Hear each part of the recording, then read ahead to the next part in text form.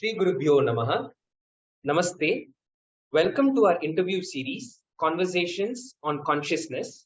We have a very special guest who has joined us all the way from San Francisco today, Swami Tattwamayananda ji. Thank you so much for joining us, Swamiji, accepting our invitation and giving your Namaskar. valuable time for us for this interview. Namaskar. Before I go ahead and introduce Swamiji, I would like to chant a prayer. Yeah.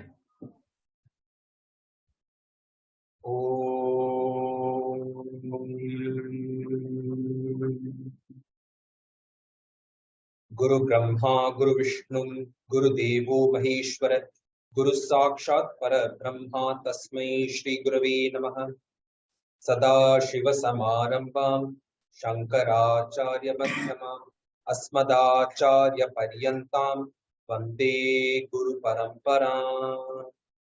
Shri Gurubhyo Namaha.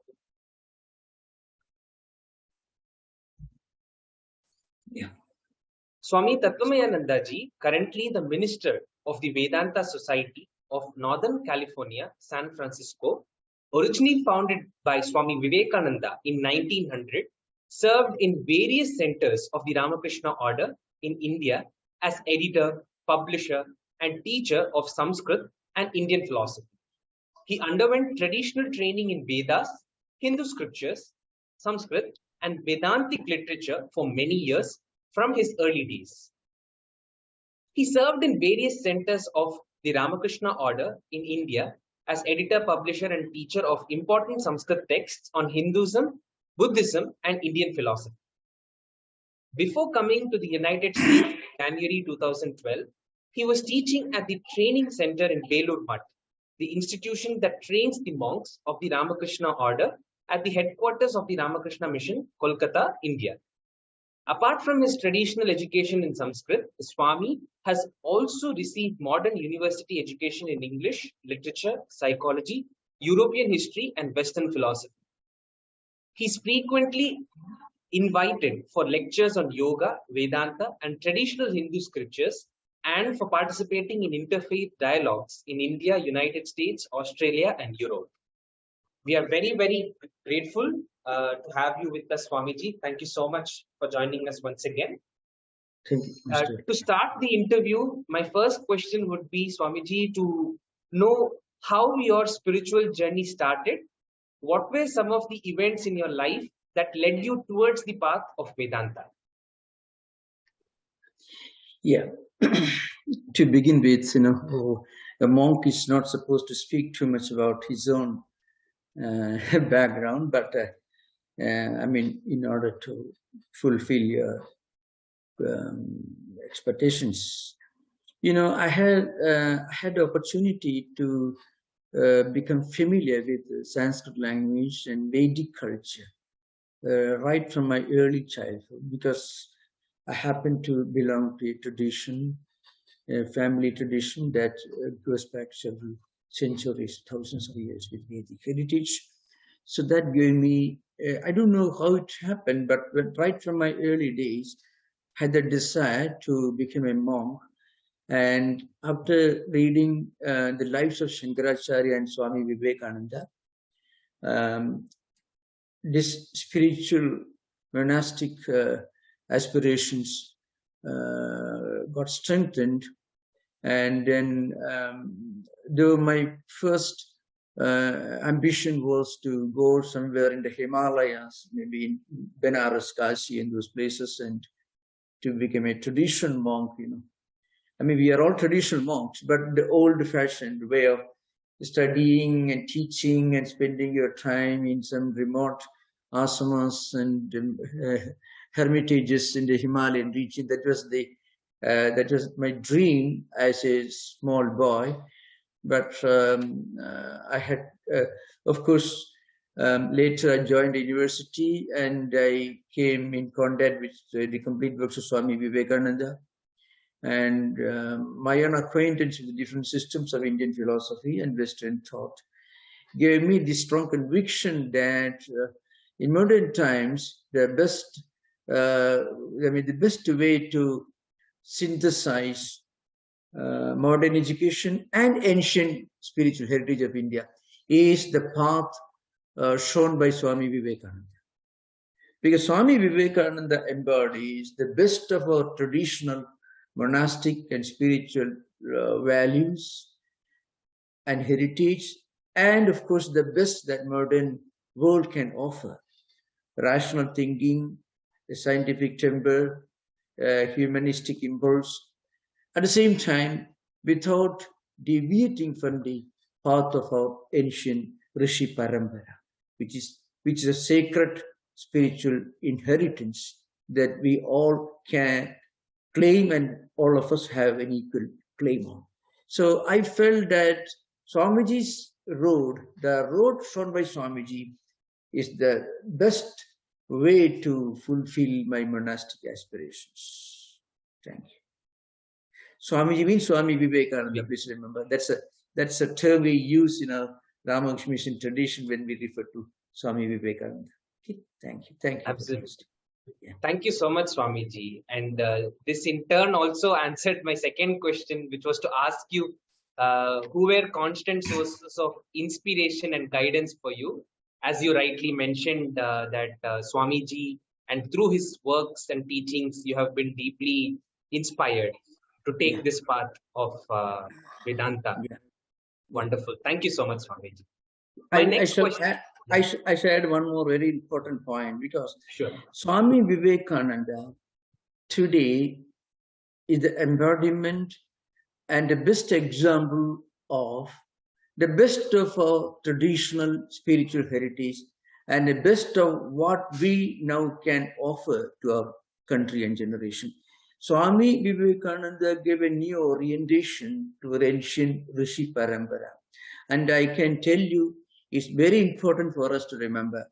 Swamiji did not do anything other than just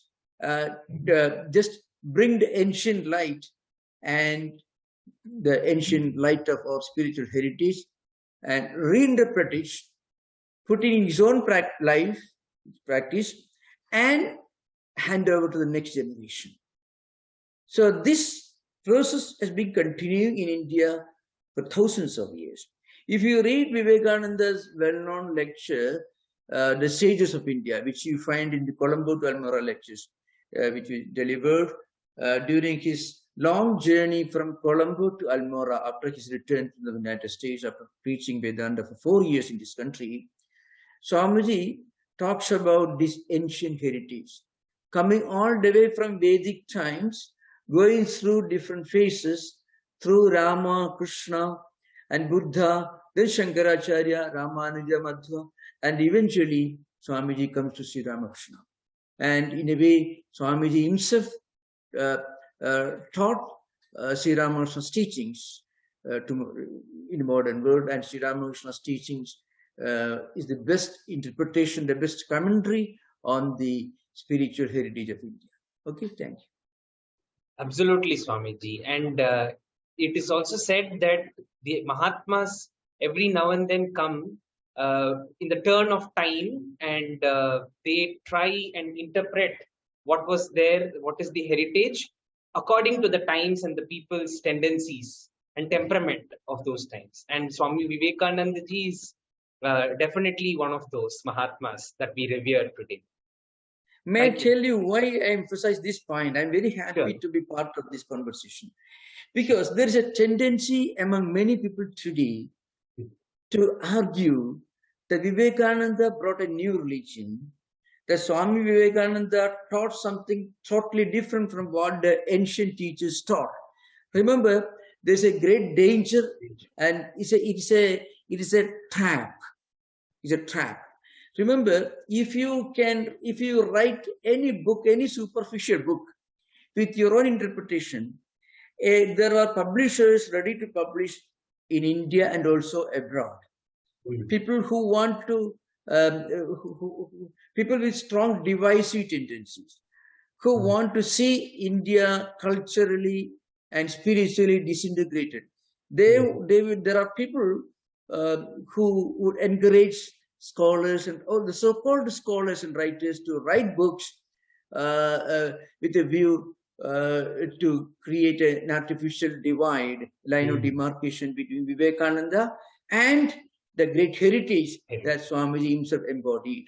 So it is very important to emphasize in today's time that Swamiji is nothing but the latest of the spiritual teacher who gave a new orientation, who interpreted the ancient spiritual heritage of India in the age of reason, in the age of science and technology. Because Swamiji lived from 1863 to 1902. That was a time when the world had already started changing. This transition towards this concept of global village had already started from mid-19th century. Thank you. Thank you so much for your question. Okay, thank you. Thank you. And thank you so much also to give that warning, Swamiji. I feel that is really important to keep in mind and to not dissociate Swamiji from the great heritage and fall for these divisive traps that people with agendas, create. And that is really, really essential in our study and to look at our history closely. Remember, if you look at, you're right, you're absolutely correct. If you look at Indian history, you find all invaders, all the way from Muhammad bin Qasim in 7th century AD to the British, the Portuguese, and of course all the Mughals and Afghans and Arabs and generations, all who invaded India. They always tried to make sure that India is always divided. The Indians don't agree on anything. To be more specific, the Hindu society doesn't remain united. That's an important point they always wanted to emphasize. So it is very important. I can quote from Vivekananda. He says, why was it that a handful of Europeans could come to this country and the whole nation lay prostrate before them? The answer is not far to seek. United we stand, divided we fall. Swamiji makes a strong point. Not only political unity, not only social unity, cultural unity, spiritual unity, intellectual unity is very much necessary. Because the moment a nation loses its pride, its sense of identity in its own heritage, that nation slowly begins to collapse. If you read Gibbon's Decline and Fall of Roman Empire, that is how Roman Empire slowly disintegrated and disappeared in course of time. So Swami Vivekananda was not only a great philosopher and saint, he was a great integrator. He was a great unifier in the spiritual, intellectual, and in philosophical origin, philosophical fields. Swamiji's message was one of unity, integrity, and harmony and synthesis, not of division. So today, wherever you find somebody trying to argue that Vivekananda gives us something totally new, and he doesn't have anything to do with what he inherited from the Rishi Parambara and what he learned from his own teachers, the great Sri Ramakrishna, his incarnation. Now, remember, whenever somebody argues, you should be very careful. Here is a great trap. You should be aware of that. So, as always, remember, India should remain not only politically and socially united, but culturally, intellectually, and spiritually. Thank you. To follow up on that thread, Swamiji, as you said, the cultural, intellectual, and spiritual unity also comes from an underlying philosophy. Yeah. I feel somewhere because of a lack of understanding our own philosophy, we are not united culturally, intellectually, and spiritually. Yeah. And as you mentioned, Swamiji being an integrator, could you please share some of the fundamental differences between the Western philosophy and Indian philosophy, and how an Indian can approach the study of Indian philosophy today? Yeah. So when you talk about the differences, you should also talk about the interchange of ideas that started happening right from, let's say, 6th or 7th century BC onwards. because in the teachings of the great Sophists and Socrates, Plato, and Aristotle, and Heraclitus, Pythagoras, and others who lived close to Buddha's times, who lived in 6th century BC, you find there was this constant exchange of ideas between the northwestern frontiers of India and ancient Greece, because ideas and values flowed from India through Afghanistan. Of course, Afghanistan was at that time culturally a part of India. Remember, Afghanistan is known as Gandhara Desha. Kandahar was Gandhara Desha. And in the Brihadaranyaka Upanishad, there are references to the great Vedic scholars and Pandits who came from Gandhara Desha, who were present in the assembly of scholars in Janaka's court. Ete Brahmanaha Gandhara Deshiyaha Pragataha, you find in these statements in some of the Puranas also. So these great Vedic scholars coming from Afghanistan, Gandhara Desha. Now these references are found in books which go back to 3rd or 4th millennium BC. Brihadaranyaka Upanishad is from Shukla Yajurveda. So, and you can also find many such ideas, statements from in the Purana literature. So, spiritual and philosophical ideas used to float from India through Afghanistan, through Persia, towards Greece. And you can find there are many similarities between the philosophical systems of Heraclitus and many of the philosophers who lived before Socrates, and also who lived during Socrates' time, and Indian philosophical systems. So, and also Greek mystery religions also had many, they show the imprints of the influence of Indian culture and Indian spiritual values in their traditions. So, in a way, we cannot say that Indian philosophy and ancient Greek philosophy, which is the source of Western thought. The Greek thought is the source, the genesis, is the mother of all that is great and grand in Western philosophical literature. Greek, and of course, the Greek and Latin literature. So the point is, so there was a time when perhaps a man like Socrates would have been recognized as a typical Vedic sage in India. If you had lived here, you wouldn't have to drink hemlock, the poison, and come and die like that, a terrible death, you know. He would have been honored as a great Vedic sage like Agastya, Vishwamitra, or any of our great sages of Vedic times. So this similarity, these parallelisms you find right up to, let's say, 4th century AD, right to the end of Neoplatonism. You know, Neoplatonism had a lot of things which are very similar to Indian philosophy. The other day, you know, during one of my lectures, which I give every Sunday, 6 p.m., it's sponsored by the Stanford Students Association. I was referring to the apophatic tradition. Is called negative theology, explaining the ultimate truth by saying what it is not, because the ultimate truth cannot be defined. That Brahman cannot be defined, verbalized. Pancha Shabda Pravrutti Nishedha, Shankaracharya's tradition, you know. You cannot explain the ultimate reality in terms of Dravya, Jadi, Karma, Guna, and Sambandha. So, you can find the origin of this in Socrates, in Western culture. But you can, in our own tradition, you can find this in the Mandukya Upanishad, in Anaprakyam, Naprakyam, you can find this Nanda Prakyam, Nagabish Prakyam, Veda Prakyam, Naprakyam, and so on.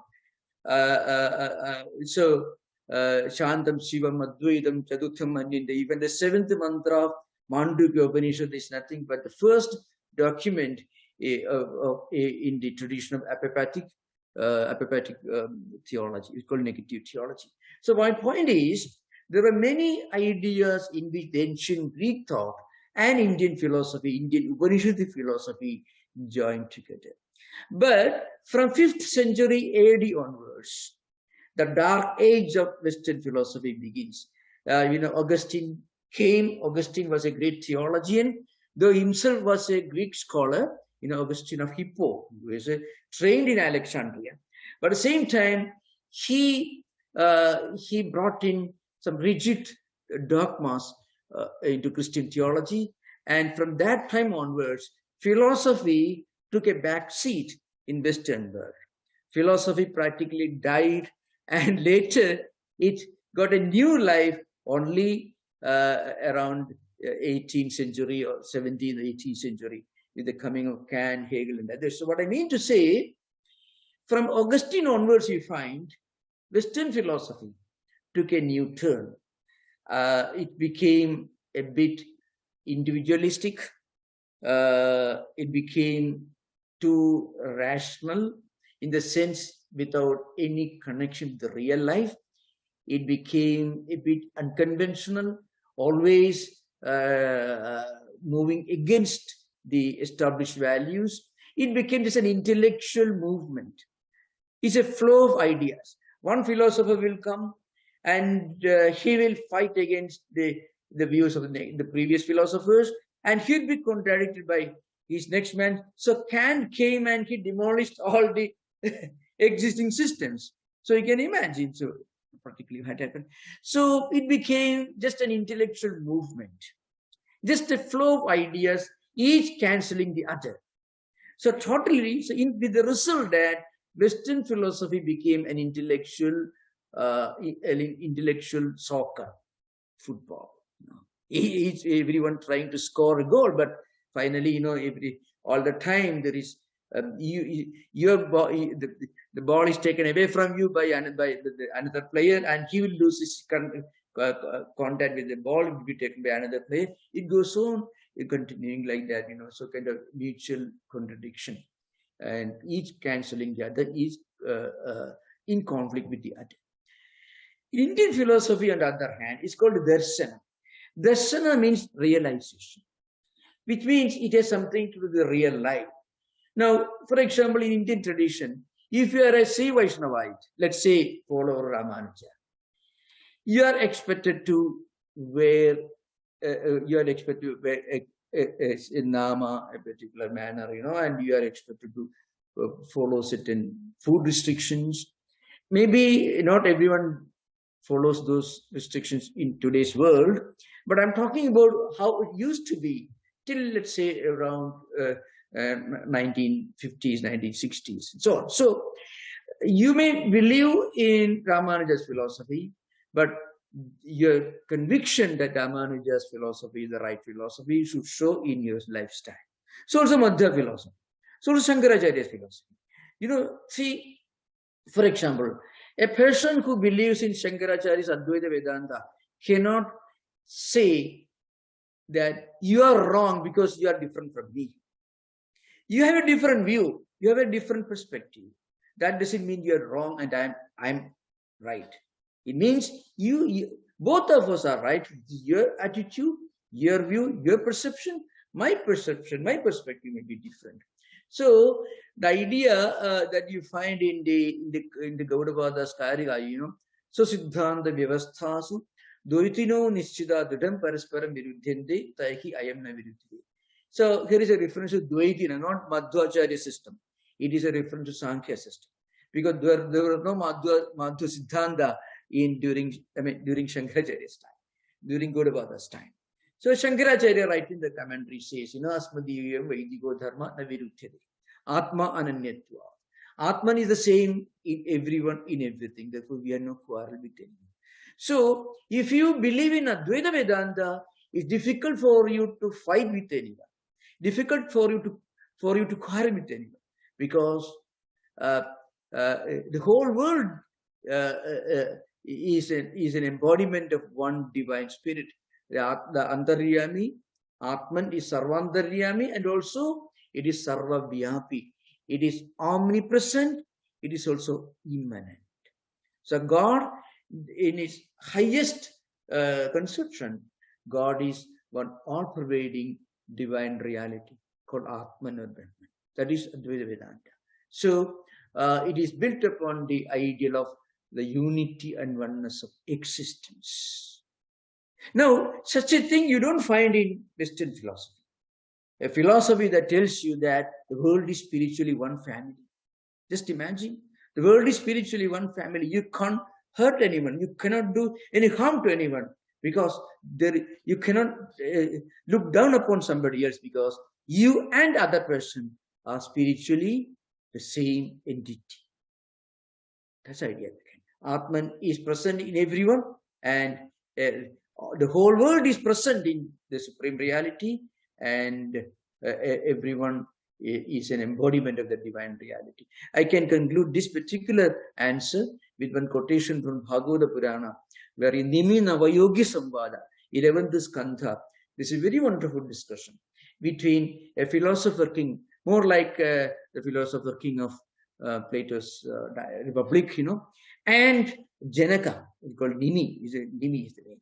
So 9 sages happened to visit Janaka, King Nimi in his court. Kavir Hari Randariksha Prabuddha Pipalayana Avikhotrota Dumilas Chamasa Karabhajana. 9 sages, Kavi, Hari, Randariksha, Prabuddha Pipalayana, and so on. One of them puts one question to Nimi. Who is the highest devotee of God? Bhagavatottama, Bhagavadana Uttama. Who is the highest devotee of God? It's very important in Indian philosophy because Indian philosophy has something to do with our spiritual life. Indian philosophy is not an adventure, a journey in the space of words and ideas.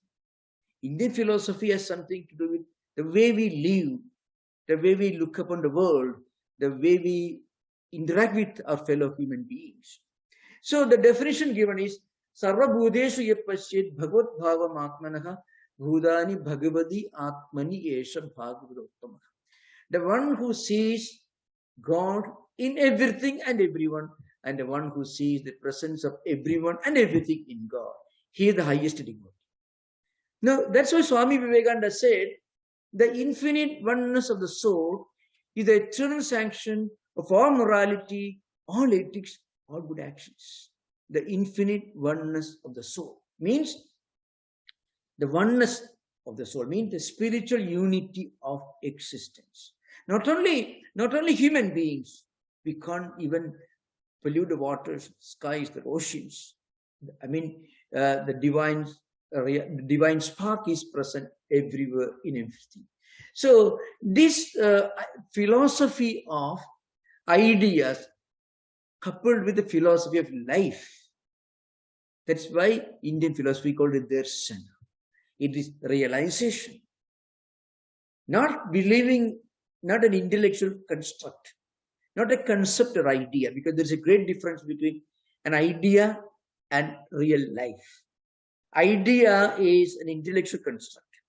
Life has something to do with the way you move, you think, you feel, you act, you interact with others. So that's why Indian philosophy called darsana and not just a journey in the world of ideas. Very, very beautifully put, Swamiji. And this understanding is really essential to even understand how and why the practices in our culture has been designed with the connection to an idea or a view, as you said. The world view is the underlying factor that informs all the practices. Yeah. We can't understand the practices without having an understanding and grounding in the ideas and in the worldview philosophy. Yeah. Wonderful. Yeah. And also you mentioned how Advaita Vedanta informs that unity, the idea of unity. But we also have this very famous term that is going around, that is unity in diversity.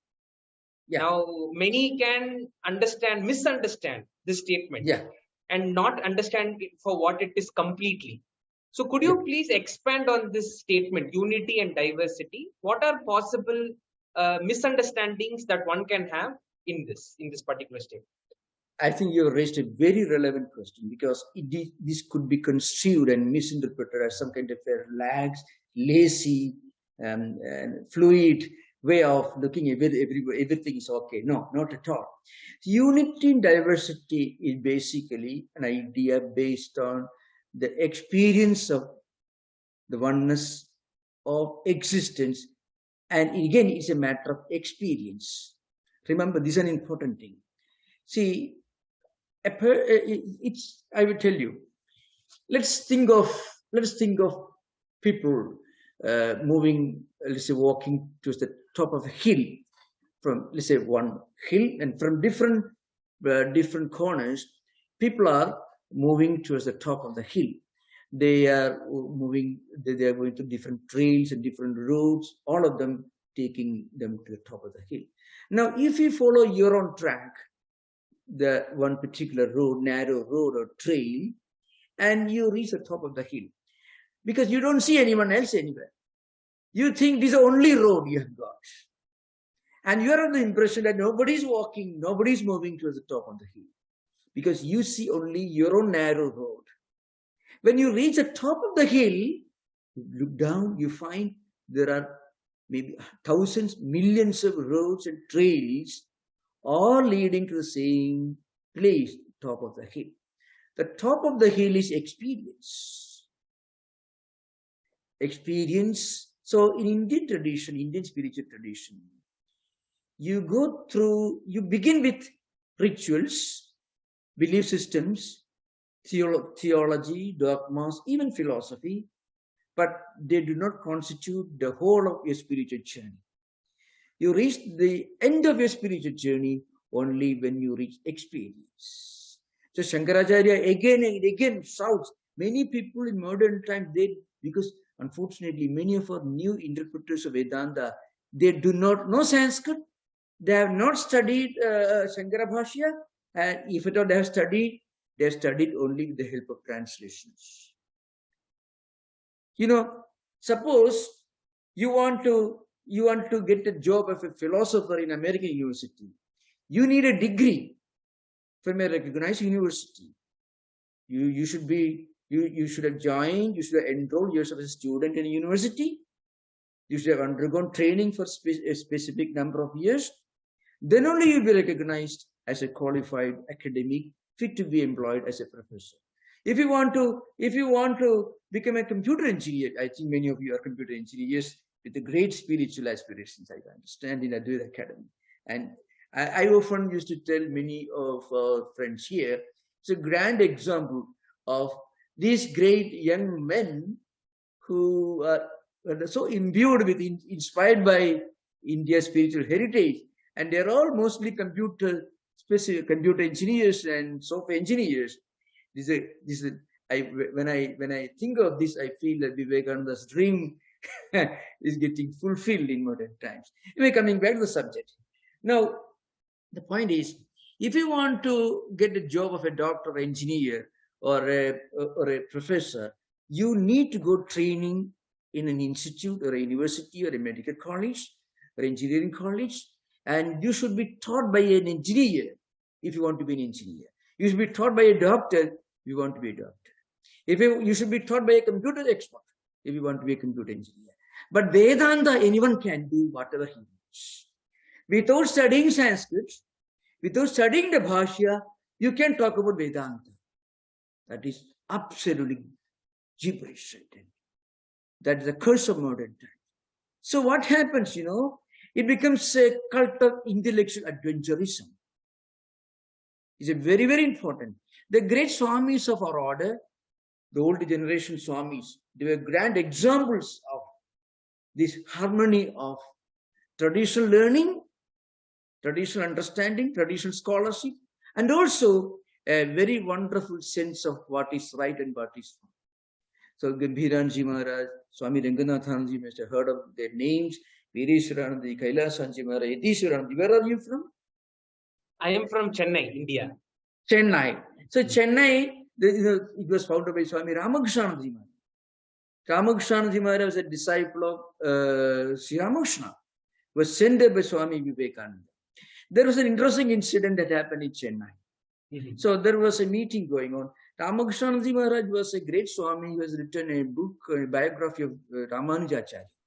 So that Ramakrishnanji Maharaj, one day he was attending a meeting, a program, and in that meeting, somebody made some disparaging remarks about Shankaracharya. He got up and left the place. You heard of the story? No. Because he left the meeting. He got up and left the place. Because Shankaracharya is an acharya of Hindu dharma, Hindu tradition. Where he is not honored, I should not be present. This is the glory and the greatness of our tradition and parampara. Just imagine. This is true of all the great Swamis of our order. So the point is, but today you know what is happening? Unfortunately, many people without a proper understanding of Sanskrit language and a proper training of Sanskrit, the Advaita textbooks under a great teacher, they start preaching, they learn some translations, and they think they have understood everything. Now, the point is, if you are not a trained doctor, and if you ask somebody, come on, I shall do a surgery on you, that person will run away from you. Suppose you are a doctor and you promise, I shall construct a bridge. They will drive you away. Is it not so? Correct. Because you should be properly trained in the particular area specialization, which you talk about, which you preach, which you write about. But what is happening today, everything has become an intellectual adventurism. So in modern times, what we need is, we have to emphasize the importance of parampara, tradition.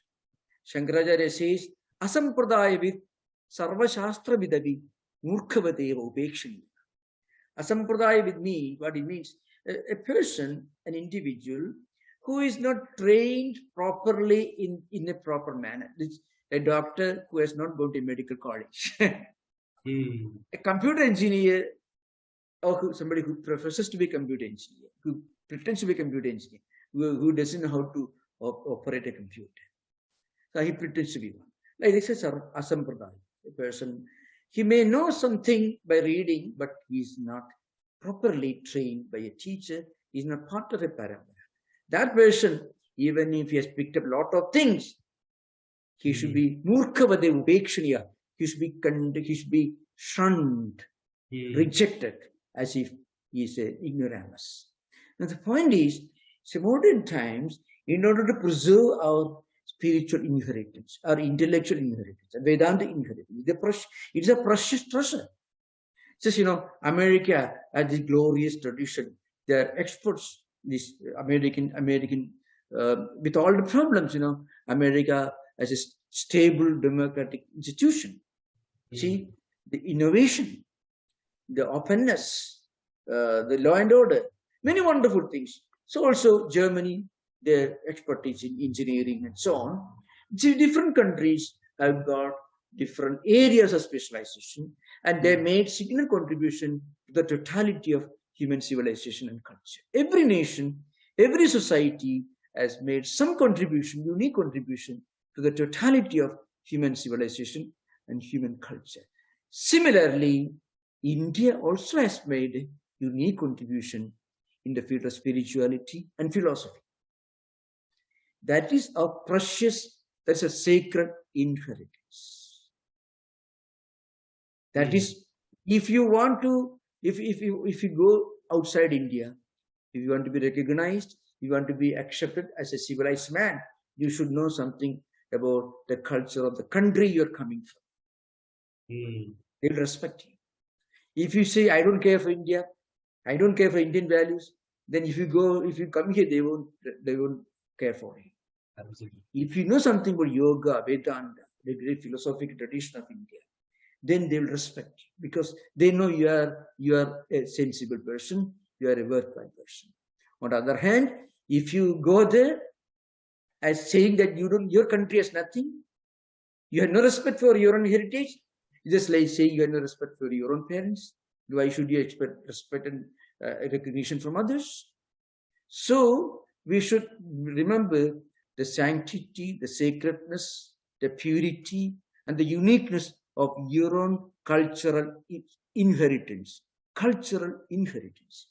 Yes, philosophical tradition, the Shankaracharya, Buddha, Sri Ramakrishna, Sri Swami Vivekananda, Holy Mother Sharada Devi, Ramana Maharshi, all the great. And the list is which is wrong one.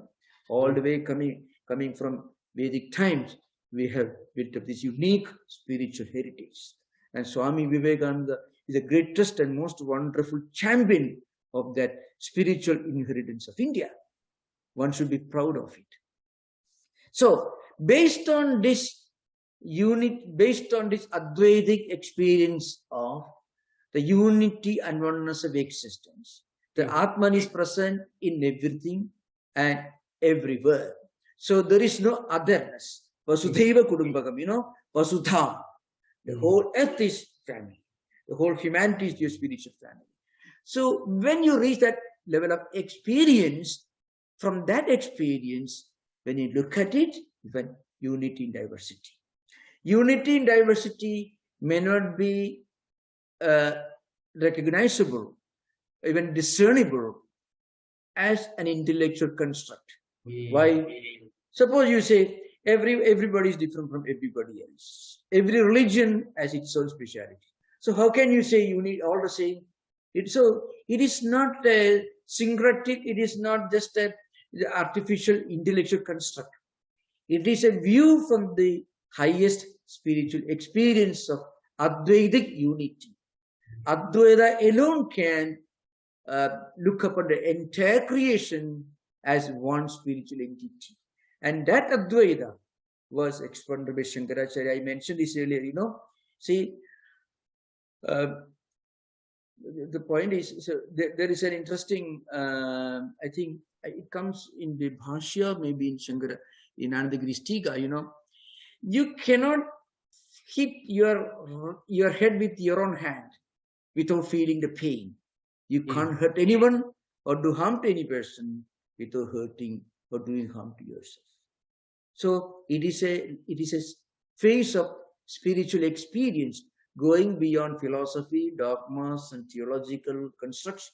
It is the highest reach of Vedic experience. From that experience, you can find you cannot fight with anyone, you cannot quarrel with anyone, there is no otherness. That is why Shankaracharya is Sutya, Vitya, Swanubhutya. Sruti means you listen to scriptures, the scriptural teaching you study and understand, and you do manana. After sadhana sadhushtaya, after sadhana sadhushtaya sampatti, you do sravana, then manana, and then through vididhyasana, finally you is swanubhuti, your own spiritual experience. I think reaching the top of the hill. I told you the whole story, you should remember, reaching the top of the hill.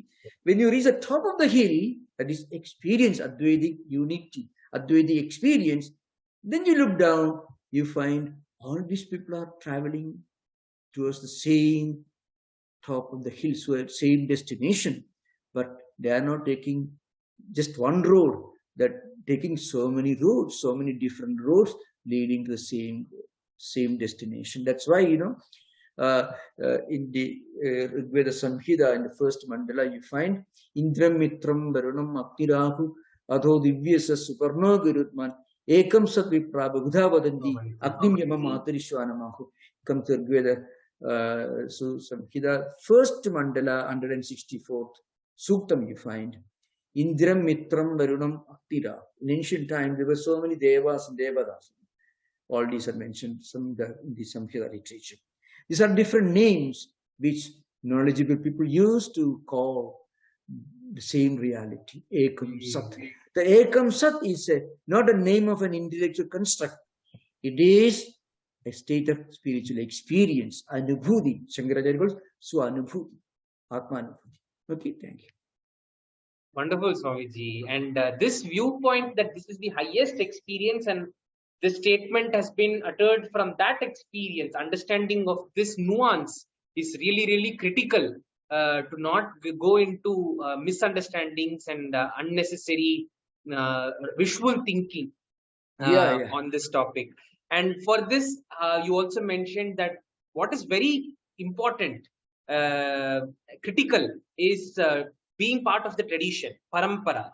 So, could you please share some of the activities that your center, the Vedanta Society of Northern California, San Francisco, undertakes for different age groups, and how a seeker in whichever phase of life they are in can join some of the activities at your center? Yes, right now we have, Vedanta Society of Northern California, San Francisco. We have different activities. We have two temples. The first Hindu temple, built in the Western world, outside Asian continent, was built here in 1905 by Swami Tattwamayananda, who was a disciple of Sri Ramakrishna. Then another temple was built in 1954, the 4 blocks away. It's a much bigger temple. The old Hindu temples picture you can see in the website. You can, if you just Google Vedanta Society old Hindu temple, you can see the picture. It is an important landmark building in San Francisco City. Then we have another temple 4 blocks away with office rooms, offices, and then 2 halls, big library, bookstore, and also little away from there in a monastery where Swamis and others stay. Then we have 2 convents. One convent in San Francisco City, another one San Rafael, about 25 miles away from here. Then we have 3 retreats. One retreat is in Olima, that's just about 2,300 acres of land. It's a fairly big retreat place, a park system, where we have retreat houses for men and women to separate places. They can come and meditate and spend time in contemplation for at least 3-4 days, up to 5 days maximum. It is closed during the COVID times. Now we are already about to reopen. A lot of preparation needed. So retreat houses for men and women to come and spend in contemplation and spend their time in contemplation for about 5 days, free. Everything is free. Then we have a monastery there, and then we have a most important place, Shanti Ashram. That's a place where we started all the Vedanta activities of California started in 1900 in a place called Shanti Ashram. That's about 100 miles away from San Francisco City. It was founded by Swami Turiyanandaji, who was a disciple of Sri Ramakrishna. Swami Vivekananda deputed him to come to Northern California, to go to this place, it's about 166 acres of land, which was donated by some American devotees in New York to Swami Vivekananda. The land is here in Northern California, but the devotee who was present in New York, he donated this land to Vivekananda. And Swamiji deputed Swami Turiyanandaji to come to this place and start a monastery. So the first ashram in America started in 1900 in Shanti Ashram, San Antonio Valley. That's about, as I mentioned, less than 100 miles away from here, the top of hill. It is far away from anywhere, so to speak. That means there is no electricity, no settlement nearby. So it functioned very well till mid-1950s. There was a huge fire, and all the buildings except the shrine building were burned down in a huge fire. And the shrine building remains intact, is a sacred. So we consider it as an act of grace from Sri Ramakrishna. And then there we have a regular program, annual pilgrimage to devotees from different places in the United States. They come there and join this pilgrimage, Shanti Ashram.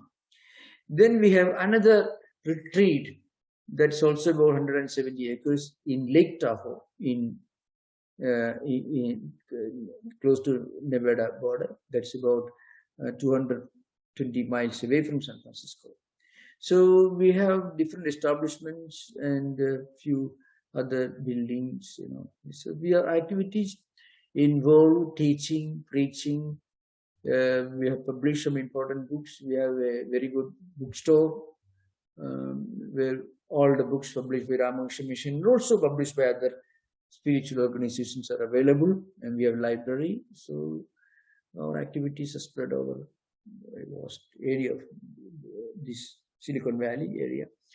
But then one thing, anyone who is interested, who would like to enrich their own life by doing some service activity, they are most welcome, and they can contact, they can send an email, timble@svedanta.org. You find more information in our website, that is sfvedanta.org. sfvedanta.org. That's the website address. Or if you just Google Vedanta Society San Francisco, you can log into our website. Most welcome. Yeah. Thank you so much, Swamiji. Thank you so much for sharing about the activities and the different establishments. And once again, thank you so much on behalf of Indica Moksha for accepting our invitation. Thank you. Namaskar. Namaskar.